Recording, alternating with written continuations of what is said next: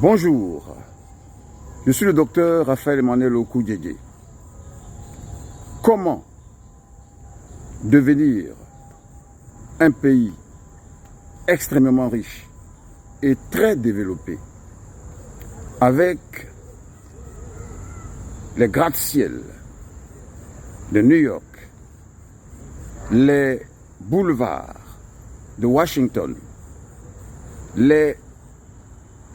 villes du genre de Singapour, de Taïwan, de Dubaï et les villages les plus huppés du monde avec ces grands boulevards, ces lampadaires et autres. Comment, avec de simples idées, être le pays le plus riche ou le plus développé du monde, ou à tout le moins parmi les plus riches et les plus développés du monde. Comment l'être? Notons qu'en matière de richesse de pays, tant en PIB, produit intérieur brut, qu'en PNB, produit national brut, presque tous les pays recourent d'abord à leur richesse naturelle, à savoir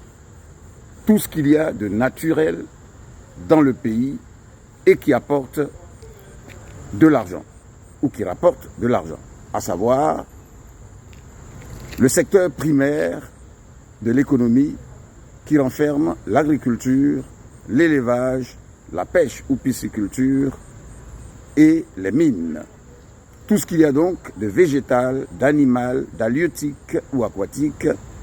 et de mines, c'est-à-dire sol et sous-sol. Et ceux qui en ont des avantages sont déjà un peu bien partis, un peu comme un enfant qui est né de parents riches a quelques avantages sur celui qui doit être l'initiateur de richesse de sa famille. Toutefois, il ne suffit pas de remplir les critères de sol et sous-sol riches, de végétaux, d'animaux et de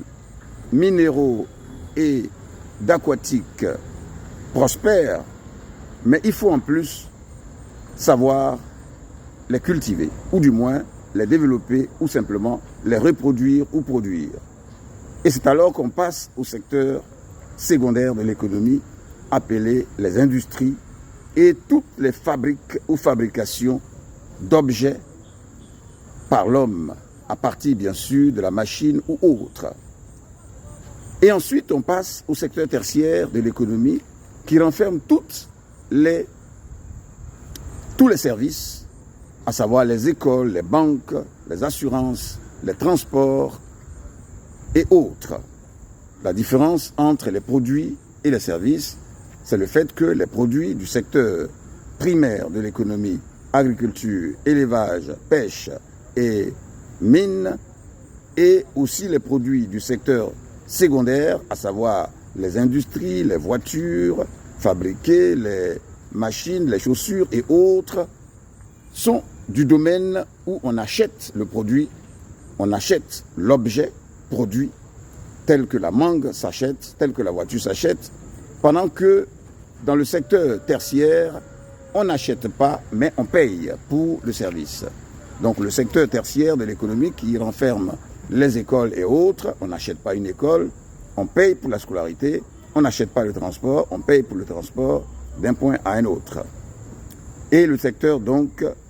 les grands secteurs de l'économie sont donc ainsi le primaire, le secondaire, le supérieur, le tertiaire et bien sûr les autres. Et par rapport à tout ceci, il y a que celui qui développe chaque secteur devient forcément très riche et celui qui développe les différents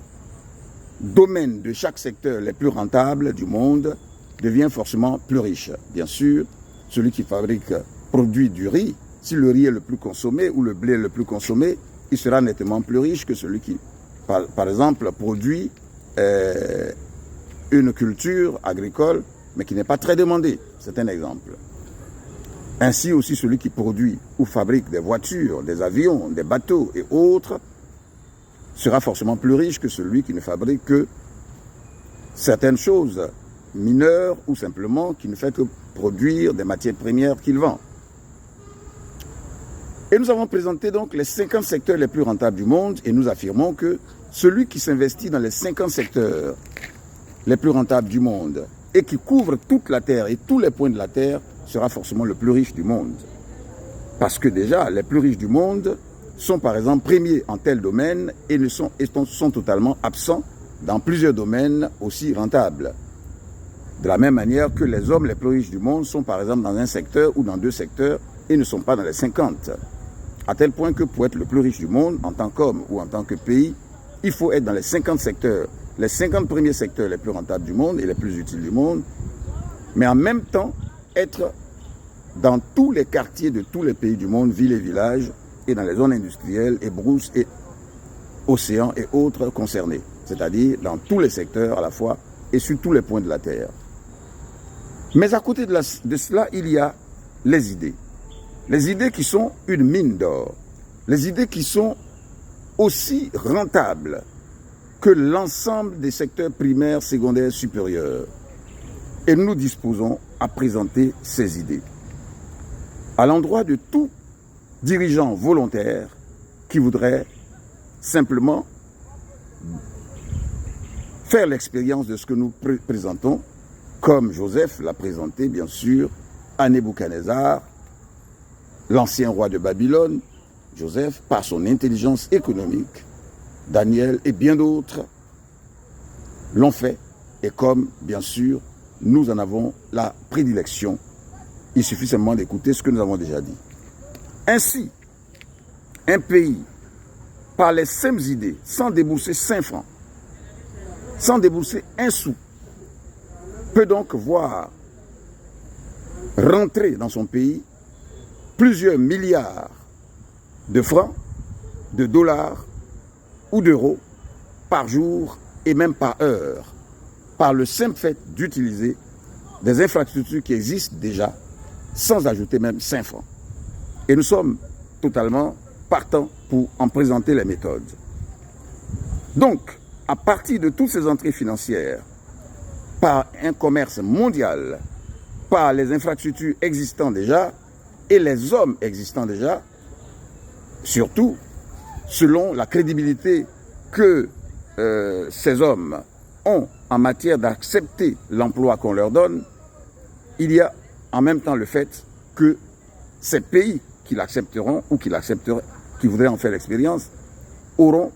à donner l'emploi à tous les habitants de leur pays, c'est-à-dire tous les diplômés et sans diplôme,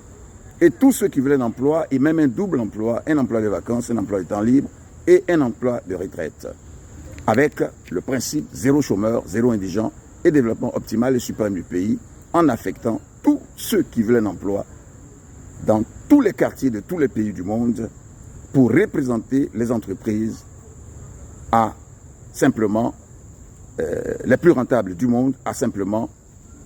je dirais, honorer ou réussir dans chaque lieu selon l'application de ce que nous avons simplement à conseiller et à faire. C'est ainsi que ces pays pourront vendre tout ce qui se vend dans le monde, pourront fabriquer, produire, faire ou construire ou confectionner ou faire tout ce qui se fait dans le monde sans exception. En même temps, il s'agira donc pour ces pays d'implanter ou d'installer les 50 secteurs d'entreprise les plus rentables du monde dans chaque quartier de chaque pays du monde sans exception, en allant donc un peu aussi renforcer l'économie nationale de chaque pays où ils s'installent. C'est valable aussi pour tous les chefs d'entreprise et pour les personnes qui le peuvent, bien sûr, selon les moyens qu'ils ont, mais surtout, c'est encore plus facile pour certains dirigeants parce qu'ils ont cette notoriété et cette infrastructure qui leur permet un développement plus harmonieux et plus puissant par l'utilisation de tout le monde. Mon téléphone, c'est le 00 225 07 78 78 41 30. Comment faire entrer des billions et des trillions de millions et de milliards de francs, même par jour et par heure, à partir de simples idées dans un pays, par l'adhésion des dirigeants ou de tout volontaire. C'est cela que je voudrais démontrer.